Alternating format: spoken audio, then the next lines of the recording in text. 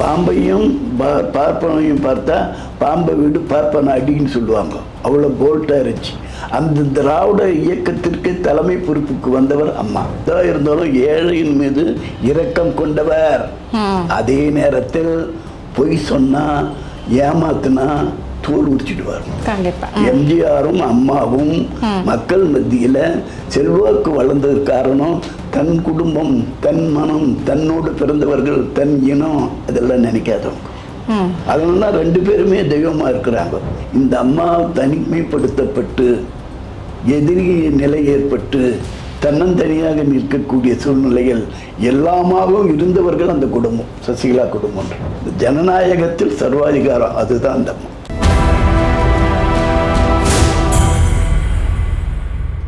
நேர்களுக்கு வணக்கம். இன்றைய நேர்காணலில் நம்மோடு இணைந்திருக்கிறார் புதிய நீதி கட்சியினுடைய பொதுச் செயலாளர் மற்றும் அதிமுகவினுடைய முன்னாள் எம்எல்ஏ திரு சமரசம் அவர்கள். வாருங்கள் பேசுவோம். வணக்கம் சார். வணக்கம்.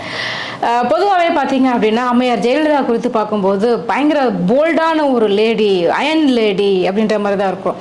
எல்லா முடிவும் அவங்க தான் எடுப்பாங்க, அவங்க வைக்கிறதா எல்லாம் அப்படி கண் அசைவில் ஆட்சி நடக்கும் அப்படின்ற மாதிரிலாம் நம்ம கேள்விப்பட்டிருக்கோம். அவங்களுடைய இன்னொரு குணம் அப்படின்றது இருக்கும். நாங்கள் வெறும் அந்த அதிகாரத்தோனையும் இறுக்கமான முகத்தையும் குணத்தையும் தான் நான் பார்த்துருக்கிறேன். அவங்களுடைய இன்னொரு முகம் உங்களுக்கு கண்டிப்பாக தெரிஞ்சிருக்கும். அதை பற்றி சொல்லுங்கள். அதாவது புரட்சி தலைவி அம்மா அவர்கள் ஏழை மீது அக்கறை கொண்டவர். பெண்கள் இந்த நிலைக்கு வரவே கூடாது, ஆணுக்கு பெண் சரிநிகராக வாழணும்னு நினைக்கிறவங்க. இந்திய துணைக்கண்டத்திலேயே ஆளுக்கு சரிநிகர் சமானம், ஆண் பாதி பெண் பாதி என்பதை அதை அதிகாரப்பூர்வமாக அரசியல் முதல்ல சட்டப்பூர்வமாக நிரூபித்தவர். சட்டமன்றத்தில் இன்னைக்கு எலெக்ஷன் நிற்கிறாங்கன்னா உள்ளாட்சித்துறையில் பாதிக்கு பாதி ஆண்கள் பாதி பெண்கள் பாதி நிற்கின்ற சட்டம் போட்டவர். அந்த உரிமை யாரும் இதுவரையிலும் கொடுக்கல. பெண் உரிமை அது இதுன்னு எவ்வளோ பேசி என்னென்னமோ அத்தனை பேர் என்னமோ செஞ்சுருக்காங்க, செய்யலை. 69% ஒதுக்கீடுன்றத அம்மா தான் வாங்கினாங்க. இந்திய துணையில் யாரும் வாங்கலை. நீங்கள் திராவிடர் கழகம், திராவிடர் இயக்கம் அப்படிங்கிறது வேற. அவங்க யார்? பிராமின், நேர் எதிர்ப்பானவர். பாம்பையும் பார்ப்பனையும் பார்த்தா பாம்பை விடு பார்ப்பனை அடின்னு சொல்லுவாங்க. அவ்வளோ போல்ட்டாக இருந்துச்சு. அந்த திராவிட இயக்கத்திற்கு தலைமை பொறுப்புக்கு வந்தவர் அம்மா. தலைமை பொறுப்புக்கு வந்த பிற்படு தன்னால் என்ன செய்ய முடியும் என்பதை தாழ்த்தப்பட்டிருக்கிற, பிற்படுத்தப்பட்டிருக்கிற பெண்கள், கீழே இருக்கக்கூடியவங்க எல்லாம் மேலே வருவதற்கு என்னென்ன வகையில் செய்ய முடியுமோ அவர்களுடைய ஆணைக்கு உட்பட்டு, சட்டத்துக்கு உட்பட்டு ஒரு ஸ்டேட் கவர்மெண்ட்டுக்கு என்ன பவர் இருக்குதோ அதை வச்சே உயர்த்தியவர். எந்த பெண்கள் ஒன்றும் இல்லைங்க, போகும்போது பால் குடிக்கிறது, ஒரு குழந்தைக்கு பால் கொடுக்குறேன்னா ஒருத்தன் மறைச்சி இப்படி பார்க்குறான்னா அதுக்கு எவ்வளோ அசிங்கமாக இருக்கும். அதுக்கு அவங்க ஒரு ₹1.5 சொன்னவங்க. எவ்வளோ கண்காணிக்கிறாங்க பாருங்க. ஒரு எங்கேருந்து பெண்கள் போகிறாங்க செய்கிறாங்கன்னா ஒரு நாப்கின் இல்லைன்னா அவங்களுடைய இதெல்லாம் இதாகும். அது கொடுத்தவங்க. நீங்கள் எவ்வளோ கீழ்மட்டத்தில் போய் ஒரு பெண்ணுக்கு எவ்வளோ தொல்லை இருக்குது, எவ்வளோ தொந்தரவு இருக்குது, எவ்வளோ பாதிக்கப்படுகிறார்கள், அதுக்கு பாதுகாப்பு என்ன, அவங்களுக்கு என்ன செய்யலான்னு யோசித்து செஞ்சவங்க. இந்த அந்த எளிமையான எண்ணம், எளிமையான குணம், ஏழைக்கு இறங்குற குணம். சத்துணவு அம்மா உணவு எப்படி வச்சேன்? அவள் போனால் கடைக்கு போனால் ₹50 இல்லாமல் டிஃபன் பண்ண முடியாது. அது இப்போல்லாம் போனால் 150, 200 வேணும். அந்த அம்மா காலத்தில் ₹50 இல்லைன்னா ஒரு காலை டிஃபன் முடியாது. அவங்க கொடுக்கறதுக்கு சக்தி இல்லை. எல்லாருக்கும் ₹50 அவங்க எடுத்து கொடுக்க முடியாது. அவங்களுக்கு ₹5 சாப்பிட்றது எப்படின்னு தான் சத்துணவு கொண்டு வந்தாங்க. எந்த ஏழை தொழிலாளர் எதாக இருந்தாலும் ஒரு இட்லி ₹1. நீங்கள் பார்த்தீங்கன்னா உணவு நீங்கள் ₹5 கொடுத்தா ஒழுங்காக இட்லி கிடைக்காது. அங்கே ₹1 ஒரு இட்லி கொடுத்தாங்க. எந்த ஒரு இதெல்லாம் அதுபோல் உணவு எதாக இருந்தாலும் ஏழையின் மீது இரக்கம் கொண்டவர். அதே நேரத்தில் பொய் சொன்னா ஏமாத்தினா தோல் உரிச்சிடுவார், தப்பிக்கவே முடியாது. அதே நேரத்தில் எல்லாரையும் பணக்கார எலெக்ஷன் நடத்தின அவர் விரும்புறதே இல்லை. சர்வீஸ் பண்ணுறவனுக்கு முதலிடம். அவன் யாராக இருந்தாலும் எவ்வளவோ ஏழைகள் எம்எல்ஏ ஆக்கியிருக்காங்க. இப்போ அதுக்கு வந்த பின்னாடி அந்த தலைமைக்கு வந்தவங்க அந்த மாதிரி ஏழைகள் பார்க்கவே இல்லை, கைவிட்டாங்க. பின்னாடி கெட்டு போனதுக்கு, எதிர்கட்சி ஆகிடுறதுக்கு, உதிர்கட்சியாக போகிறதுக்கெல்லாம் காரணம் ஒரு எலெக்ஷன்னா இத்தனை கோடி வேணும், நிற்கிறதுக்கு எவ்வளோ வேணும், அதுக்கு முதல் கட்சி பணம் கட்டு, அப்புறம் நின்ன பிற்பாடு இவ்வளோ பணம் இருக்குதான்னு பாரு, நாங்கள் கட்சியிருந்து தேவைக்கு என்ன கொடுக்குறோம், ஜெயிச்சு வா அப்படின்னா ஒரு எலெக்ஷனில் ஒரு 20 கோடி செலவு பண்ணிட்டு அந்த 20 கோடி எங்கேருந்து எடுக்கிறது? அதனால் என்ன ஆகுது, கட்சிக்காரனும் தப்பு பண்ணுறான், தலைமையும் தப்பு பண்ணுது, அதோடு அதிகாரிகளையும் தப்பு பண்ண வச்சிட்றான். அதிகாரிகளும் தப்பு பண்ணுறாங்க. பங்கு தானேங்க. 100 ரூபாய் எனக்கு உங்ககிட்ட நான் வந்து ஒரு தேவைக்கு வரேன், உங்களால் எனக்கு 1000 ரூபாய் கிடைக்குன்னா நீங்கள் 500 வச்சுங்கன்னு சொல்லுவோம்ல. நீங்கள் அதிகாரிகள் 2 பேரும் பங்கிட்டுக்கிறோம். அதிகாரியும் பங்கிட்டுக்கணும், ஆட்சியில் இருக்கிறவனு பங்கிட்டுக்கினா மக்களுக்கு என்ன போய் சேரும்? அது சரியா? அது முறையல்ல அப்படின்ட்டு அவ்வளோ கண்டிப்பாக வச்சுருந்தார். அந்த பயத்தில் அவர் யாருக்காவது உதவி செய்யணும்னு மனசில் வச்சுட்டாருன்னா யாராலையும் தடுக்க முடியாது. ஆண்டவனுக்கு எப்படி, ஆண்டவன் கொடுக்கறது யாரும் தடுக்க மாட்டான், அவன் இல்லைன்னு சொல்றது யாரும் கொடுக்க மாட்டான்னு சொல்றோம் இல்லைங்களா? அந்த நிலைக்கு உயர்ந்தவர்கள். எம்ஜிஆரும் அம்மாவும் மக்கள் மத்தியில செல்வாக்கு வளர்ந்தது காரணம் தன் குடும்பம், தன் மனம், தன்னோடு பிறந்தவர்கள், தன் இனம் அதெல்லாம் நினைக்காதவங்க. அதனால 2 பேருமே தெய்வமா இருக்கிறாங்க. இப்போ நீங்கள் விநாயகரோ முருகனோ சரஸ்வதி காமாட்சி மீனாட்சின்னா எத்தனை வருஷமாக கும்பிட்றோம் தெரியாது. அதுபோல் இவங்க எத்தனை யுகமானாலே 2 பேரும் நிற்பாங்க, நிலைப்பாங்க அவங்களுடைய செயலால். நீங்கள் பொதுவாகவே பார்த்தீங்க அப்படின்னா ஜெயலலிதா அம்மையாரை வந்துட்டு நேரில் பார்த்து பேசும்போது மக்கள்கிட்டையும் சரி, மக்கள்கிட்ட அன்பாக பேசுவாங்க, அது ஓகே. எம்எல்ஏ கிட்டையும் மந்திரிகள் கிட்டையும் வந்துட்டு எந்த அளவுக்கு அவங்க வந்துட்டு ஒரு அஃபிஷியலாகவும் சரி மற்றபடி பர்சனலாகவும் சரி எப்படி நடந்துக்குவாங்க? நீங்கள் தான் ஜெயலலிதா அம்மா நான் இங்கே வரேன்னா ஆனால் இங்கே வீசும். அவங்கள கண்டவுடனே அவ்வளோ பயங்கும். இப்போ நான் வந்து யார் காலையும் விழுந்து பழக்கம் இல்லை. ஆனால் அந்த அம்மாவுக்கு வந்து யாருக்கெல்லாம் விழுந்து பார்த்துதுன்னுவாங்க. நானும் அவங்களுக்கு பெரியார் விருது முதல்ல இதில் கொடுத்தாங்க. நான் அவங்க அங்கேருந்து போனால் கீழே விழப்பணும், நீங்கள் காலில் விழக்கூடாது, எச்சரிக்கை எனக்கு, நீங்கள்லாம் காலில் விழக்கூடாது. நான் அப்படியே என்னமோ ஒரு இதாகிட்டு நம்ம இப்படி கும்பிட போகிறேன், கூடாது, நீங்கள்லாம் இது பண்ணக்கூடாது அப்படின்னு சொல்லிட்டு, உங்களுக்கு என்ன நீங்கள் வந்து எப்படி உங்கள் வாழ்க்கையை அமைச்சிருக்குன்னு எனக்கு தெரியும், அரசியலை வச்சு பிழைக்கணுன்ற மாதிரி இதெல்லாம் நீங்கள் செய்யலைன்றது எனக்கு தெரியும், உங்களுக்கு என்ன தேவையோ அதை செய்கிறோம், நீங்கள் யாரையும் கால் பிடிச்சி கை பிடிச்சி எதனா இது பண்ணி எல்லாம் இதெல்லாம் அவங்க எவ்வளோ எங்களுக்கு ஆலோசனைகள் அறிவுரைகள் சொல்லியிருக்காங்க. பல விஷயத்தில் கட் அண்ட் ரைட்டாக இருப்பாங்க. அது நான் ஆக்சுவலாக நீங்கள் சொன்னது எனக்கு புதுசாக இருக்குது. ஏன்னா வந்துட்டு அவங்க ஜெயலலிதா அம்மையாரை பார்த்தோன்னே எல்லாருமே ஐபிஎஸ் கூட காலில் விழுறாங்களே அப்படின்னு ஒரு விமர்சனம் கூட இருந்துச்சு. எல்லாரையும் காலில் விழ வச்சு தான் அவங்க சந்தோஷப்படுவாங்க போல அப்படின்னு நினச்சிருந்தோம். தப்பு. காலில் ஏவன் தப்பு பண்ணுறவன் தான் போய் டக்குன்னு விடுவான். ரொம்ப சம்பாதிக்கிறவன் தப்பாக சம்பாதிக்கிறவன் உளுந்து காலு பிடிச்சிக்குவாங்க, கெட்டியாக போயிட்டாமா அவங்க கத்துவாங்க, இது பண்ணுவாங்க. அப்படி அது அவங்களுக்கு தெரியும். அவன் காலே பிடிக்காம இதில் அப்படியே நின்றுக்கிறவன்னு அவங்களுக்கு தெரியும்.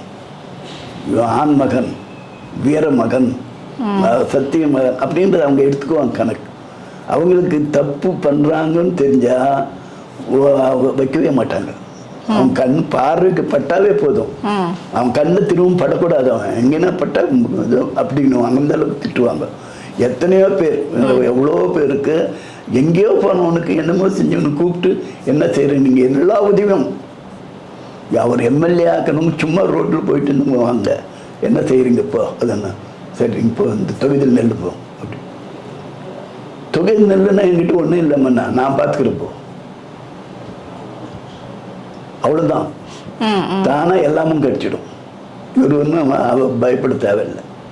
தொண்டு செய்யக்கூடியவனை தேடுவார்கள், உதவி செய்யக்கூடிய மக்களை நாடக்கூடியவர்களை பக்கத்தில் அரவணைத்துக் கொள்வார்கள், வேஷம் போடக்கூடியவர்களை விரட்டுவார்கள். அதுதான் அம்மா. ஜனநாயகத்தில் ஒரு சர்வாதிகாரம், அவங்க சர்வாதிகாரி அல்ல, ஜனநாயகத்தில் ஒரு சர்வாதிகாரம். அந்த இப்படித்தான் இருக்கணும். ஒரு ஆண் மகன் இப்படி ஒரு பெண் மகள் இப்படி இருக்கணும். நீங்கள் பெண்களுக்கு உண்டான எல்லா விதமானது யார் காலத்தில் வந்துச்சு?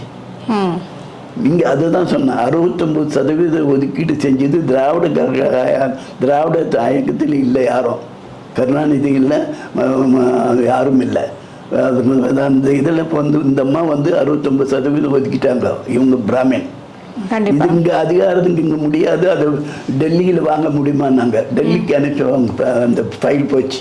அங்கே நரசிம்மராவ் ஐயர் அவர் கையெழுத்து போட்டாச்சு ஆகுமா, ஜனாதிபதி கையெழுத்து சங்கர் தயாள் சர்மா அவர் கையெழுத்து போட்டார்.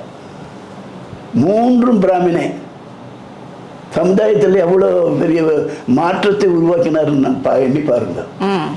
பாதிக்கு பாதி ஆண் பெண் சரிநிகர் சமானம் அர்த்தநாரீஸ்வரர் சொல்றோம்ல, அது இப்போ நீங்க அது சமய நெறி, சமுதாயத்தில் சட்ட நெறியில் வரணும் இல்லை. அந்த அடிப்படையில் அவ்வளோ பெரிய உயர்ந்த சிறந்த இந்தியாவிலே யாரும் செய்யாத துணிவு மிக்க ஒரு செயலை செய்ய சட்டபூர்வமாக செய்து காட்டி வழங்கிய ஒரு மக்களுக்கு புரட்சி தலைவர் அம்மா. இதில் இன்னொரு பக்கம் பார்க்கணும் அப்படின்னா சசிகலா அம்மையாருடைய அவங்களுடைய ஆதிக்கம் கட்சியில் எந்த அளவுக்கு இருந்தது சார்? ஏன்னா அவங்க சொல்கிற ஆட்களை தான் வந்துட்டு அதிகாரிகளாக நியமிக்கணும் அப்படின்ற மாதிரிலாம் சொன்னாங்க. அதை ஜெயலலிதா அம்மையார் எப்படி எடுத்துக்கிட்டாங்க, எப்படி காம்பன்சேட் பண்ணாங்க? நீங்கள் அந்த அம்மாவுக்கு நம்பிக்கையாக இருக்கிறவங்க சில பேர், அந்த நம்பிக்கைக்கு உரிவில் நடந்தவங்கள இந்த அம்மா ஒன்று, சசிகலா அம்மா ஒன்று. அந்த அம்மா இந்த அம்மாவுடைய எண்ணத்தை தெரிஞ்சுக்கிட்டு அவங்களே சில நேரங்களில் தவறாக கூட செஞ்சுருப்பாங்க. அதை கூட செஞ்சுட்டு அது தவறுன்னு தெரிஞ்சால் கண்டிச்சிருப்பாங்க. நீ வெளியே போன்னு கூட அனுப்பிச்சிட்டுருவாங்க. வெளியே போயிட்டு அனுப்பிச்சு அந்த அளவுக்கு தன்னை சகிப்புத்தன்மையோட தன்னுக்கு இது சவரஷ்னஸ் பண்ணுறவங்க யாரும் இல்லைன்னு திரும்ப கூட கூப்பிட்டுக்கினாங்க. திருப்பி நீங்கள் அவங்க மட்டும் வாங்க, மற்றவங்க யாரும் வரக்கூடாதுன்னு சொன்னாங்க. அதெல்லாம் அவங்களுடைய இது நிலைமை. அதாவது இந்த அம்மா தனிமைப்படுத்தப்பட்டு எதிரி நிலை ஏற்பட்டு தன்னந்தனியாக நிற்கக்கூடிய சூழ்நிலைகள் எல்லாமாகவும் இருந்தவர்கள் அந்த குடும்பம், சசிகலா குடும்பம். அவங்க பாதுகாப்பு ஃபைனான்சியலாக அவஸ்தப்பட்டிருந்த அது ஒன்று, இப்படி எல்லா விதமான குறைகளையும் நிவர்த்தி செய்யக்கூடிய அளவுக்கு கூட இருந்தவர்கள் அந்த நம்பிக்கை. அந்த அடிப்படையில் பல பிரச்சனைக்கு அவர் உறுதுணையாக இருந்தார்கள் என்பதை யாரும் மறந்து விடவும் முடியாது. ஆகையினால அவர்களை நம்பினார்கள். அதனால் அவங்க அந்த நம்பிக்கையின் அடிப்படையில் அம்மாவின் பெயரால் பல்வேறு வகையில் அவங்களுக்கு வரவு வந்தது. நீங்கள் போய் சாமிக்காக போய் பூஜை போடுறோம், அங்கே இருக்கிற பூஜாரி கும்பிடுறோமா, பூஜாரிக்கு தான் நம்ம உண்டியிலே வைக்கிறோம், பூஜாரி கையில் தான் எல்லாமும் கொடுக்குறோம். அதெல்லாம் முடிச்சுட்டா சாமிக்கு 5 ரூபாய் 10 ரூபாய் யாருக்கு போட்டு வரோம், பூஜாரிக்கு தான் கொடுத்துட்டு வரோம். அதுபோல் இந்த அம்மாவுக்கிட்ட பணம் சேர்ந்துடுச்சு. அதை அவங்க எங்கெங்கே கொடுத்து எப்படி பண்ணுமோ அது பண்ணாங்க. இது எதுவும் தவறான நடந்ததல்ல, தேவைக்கு பணம் கொடுத்தா அவன் அனுபவிச்சுக்கணும். அதுதான் அந்த அடிப்படையில். அது அம்மாவுக்கு தெரிஞ்சால் கண்டிப்பாக நிறுத்துவாங்க, அது கூடாது அப்படின்னு சொல்லிட்டு அது எத்தனையோ நடந்திருக்குது. ஆகவே அம்மாவை பொறுத்தவரையில் உழைப்பு, திறமை, முயற்சி இருந்தால் அவர்களுக்கு எல்லா விதமான உதவியும் செய்வார். அவர்களை ஏமாற்றி போலித்தனமாக நடந்து கொண்டால் உடனே கட்டி வீட்டுக்கு அனுப்பிச்சிடுவார். அவர் எவ்வளோ பெரிய ஆளாக இருக்கட்டும். நான் இப்போ அதெல்லாம் சொல்ல வரல, அது வேண்டாம், அது அசிங்கப்படுத்துறதா இருக்கும். ஓஹோன்னு இவர்களால் வளர்ந்தவர்கள், நான் பதில் சொல்வேன் இல்லாவிட்டால் இன்னார் பதில் சொல்வார் சொன்னவங்களெல்லாம் ஒவ்வொன்றா ஒரு பதவியாக கொடுக்கணும். ஒரு 10 பதவியை கொடுத்து வச்சுருப்பார். 10 மணிக்கு ஒரு பதவியாக எடுத்து காலையில் பொழுது விடுஞ்சு இரவு நேரத்துக்குள்ளே எல்லாத்தையும் காலி பண்ணவர். அதெல்லாம் அவர் பக்குவம் பழிவாங்கிறது எப்படின்ற திட்டமிட்டு செய்வார். அப்படியே கூட பண்ணிருக்காரு. அந்த குணமும் உண்டு. அந்த அளவுக்கு அம்மா அவர்களுக்கு அந்த குணமும் உண்டு. அதுவும் செய்திருக்கிறார்கள். அது ஜனநாயக சர்வாதிகாரம். இவர்களை அம்மா தலைவர் அவர்களும் தயார்படுத்தினார். தமிழ்நாட்டுக்கு நான் இருக்கிறேன், உன்னுடைய பணி இந்திய துணைக்கண்டத்திலே நீ ஒரு தமிழ்நாட்டுக்கு தேவையானதை பெற்றுத்தர வேண்டும், உன்னை ராஜ்யசபா மெம்பர் ஆக்கிறேன், அங்கே போய் அண்ணா இடத்த சீட்டை வாங்கி கொடுக்கிறேன், அங்கிருந்து இந்த தமிழ்நாடு அரசுக்கு மாநிலத்துக்கு தேவையானதை பெற்றுத்தருவதற்கு உதவியாகிறன்னு எம்ஜிஆர் அனுப்பிச்சி வச்சார். அவங்க போய் அங்கேயே அவங்க என்னென்ன செய்ய முடியுமோ, நீங்கள் அவர் ரேஷன் கடையில் இருக்கும்போது எதையாவது ஒரு பிரச்சனை வந்துதான் சொல்ல முடியுமா? எது மத்திய அரசு அனுப்புதுன்னா அந்த அரசு அதிகாரிகள் எல்லாம் தான் பிடிச்சு வச்சுக்குவார். அவங்க யாருக்கு என்ன தேவை, எதை பூர்த்தி செய்தால் இது கிடைக்க மக்களுக்குன்னு அதை செய்வார். அந்த அடிப்படையில் செஞ்சது தான். அதனால் அந்த அடிப்படையில் தான் நீங்கள் ரேஷன் ஒன்றுமே இல்லைங்க, என்ன ஃபார்ம் ஆயில் இல்லை அப்படின்னார். என்ன பண்ணணும், வெளிநாட்டிலேருந்து தெரிவிக்கணும், மலேசியாவில் இருந்து அப்படி அதுக்கு என்ன செய்யணும், அந்த அம்மா தான் தெரிவித்து கொடுக்கணும். இந்திரா காந்தி பிரதமர், நீங்கள் பிரதமர்கிட்ட நானே தெரிவிச்சுக்கலாமான்னு கேளுங்க ஒரு வார்த்தை, நீங்களே நேரடியாக அதெல்லாம் அதிகாரிகிட்ட பேசி இது பண்ணுறது. அதுக்கப்புறம் சரின்னு உடனே இந்திரா காந்திக்கு சொல்லி அந்த அதிகாரத்தை பெற்று இவங்களே அது நேரடியாக தெரிவிக்கக்கூடிய நிலைமை வந்துச்சு. ஏழைகளுக்கு எளியவர்களுக்கு இல்லை என்ற பெயர் சொல்லாமல் கொடுப்பது எப்படி என்பதை கற்றுக் கொடுத்தவர் எம்ஜிஆர், நடைமுறைப்படுத்தியவர் அம்மா. கண்டிப்பா. ஆகையினால இந்த பிரச்சனை இல்லைங்க, எதுவானாலும் அந்த அப்படி இருந்தா கூட சொத்து குவிப்பு வழக்கு, ஊழல் புகார்ல அவங்க வந்து A1 குற்றவாளியாக நிறுத்தும் போது அவர் கட்சி தொண்டனாக எப்படி இருந்தது உங்களுக்கு? இல்லைங்க, அது என்னன்னா நீங்க எல்லாம் வரும்போது போகும்போது கையை விட்டு போகும்போது நீங்கள் வரும்போது எல்லாத்தையும் கணக்கு வச்சுட்டு உட்காந்துருக்க முடியாது. பல வகையில் இதில் நீங்களே வாழ்க்கையில் தனிப்பட்ட வாழ்க்கையை கூட நினச்சிக்க, நமக்கு ஒரு வகையில் வருது, செலவு ஒரு வகையில் போகுதுன்னா எல்லாத்தையும் எழுதி உட்காந்து இருக்க முடியாது. இவருக்கு ஒரு வருமானம் வரும்பொழுது என்னென்ன வகை, ஏன்னா ஏற்கனவே அந்த அம்மா திரை உலகத்தில் இருந்தவங்க, திரையில் கொடுக்கும்போது எவ்வளோ கொடுக்குறாங்க, எவ்வளோ கணக்கு வைக்கிறாங்க, எவ்வளோ வருமான வரி கட்டுறாங்கிறதெல்லாம் உலகத்துக்கு தெரிஞ்ச விஷயம். ஒரு இதில் நேரடியாக வந்து சும்மா இவங்களுக்கு கொடுக்குறது மக்களுக்கு கொடுத்துடலான்னு எண்ணத்தில் வந்தவங்க தான் அவங்க ரெண்டு பேருமே. அந்த கவர்மெண்ட்டுக்கு நாம் கட்டுறதை விட அதே மக்களுக்கு கொடுத்து விட்டால் என்ன அப்படின்ற நிலைமை. அதனால் அந்த கூடுதல் குறைச்சல்கள் இது வந்திருக்கும். அது மாதிரி இருக்கும்பொழுது வரவு என்ன என்பதை பார்க்காத காரணத்தினால் ஆடிட்டர் அது கனெக்ட் பண்ணுறவங்க யார், அதாவது ஒரு எந்த பிரச்சனை, கதை கெட்ட ஒருவன் பிறந்து விட்டால் கண்ணகிக்கும் களங்கம் உண்டான்றது ஒரு இது. காப்பாற்ற சிலர் இருந்து விட்டால் கல்வர்கள் வாழ்விலும் நியாயம் உண்டாங்க. காப்பாற்றுறதுக்குன்னு இருந்துட்டா திருடனுக்குன்னு நியாயம் இருக்கிறோம். நீங்கள் கோர்ட்டுக்கு போகிறதால நியாயமான கேஸுங்களேவா? மோசடி கேஸ் இல்லையா? இது இல்லையா? பெண்கள் கொடுக்குற இது எல்லாமே வந்து தவறான இதுங்களா? அது நியாயமானது இல்லையா? உண்மையான ஒரு பாதிப்பு இல்லையா? அப்படி பாதிக்கிறவங்க எங்கே இருப்பாங்க? போலித்தனமாக அந்த சொல்லியே ஏமாற்றி சம்பாதிக்கிறவங்க ஒரு வகையில் இருப்பாங்க. அதுபோல் இருந்து அந்த சில வகையில் சட்ட ரீதியாக மாட்டிக்கொண்டது தானே தவிர மன ரீதியாக அவங்க தேவையே இல்லை, எந்த இதுவும் தேவையில்லை. அப்படி வாழ்ந்தவங்க. அப்படி இருக்கும்போது அவங்கள எப்படியாவது சிக்க வைக்கணுன்றதுக்காக அந்த கூட இருக்கிற அதிகாரிகள் அதுகள் வச்சு ஏதாவது ஒரு புகார் காண்டத்துக்கு கிடைக்க போட்டு அவங்க மாட்ட வச்சு அப்புறம் வெளியே வர்றதுன்னு பெரிய கஷ்டம்.